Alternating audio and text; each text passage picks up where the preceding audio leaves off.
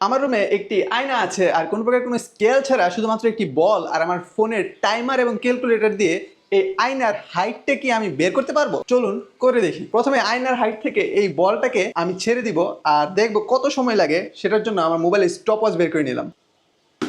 এই বলটা উপর থেকে নিচে পড়তে সময় নিয়েছে 1.09 সেকেন্ড। তো ধরে নিলাম আমরা 1 সেকেন্ড সময় লাগছে। এই তথ্য দিয়েই আমাদেরকে ক্যালকুলেটরের সাহায্যে এই আয়নার হাইটটা বের করতে হবে। চলুন করে দেখি। পদার্থবিজ্ঞানের গতির চ্যাপ্টারে আমরা পড়ন্ত বস্তুর জন্য একটা সূত্র শিখেছিলাম, সেটা হচ্ছে h = ut + ½ gt²।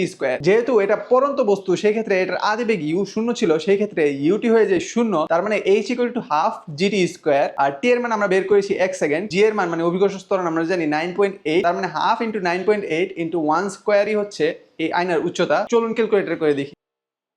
ক্যালকুলেটর করার পর আমাদের আনসার এসেছে 4.9, অর্থাৎ এই আয়নাটি ভূমি থেকে 4.9 মিটার উচ্চতায় আছে। নবম দশম শ্রেণীর পদার্থবিজ্ঞানের সকল টপিক এরকম সহজভাবে বুঝতে চাইলে এক্ষুনি আমাদের স্পেশাল অনলাইন ফিজিক্স বেসে জয়েন করে ফেলুন। বিস্তারিত কমেন্টে দেওয়া আছে।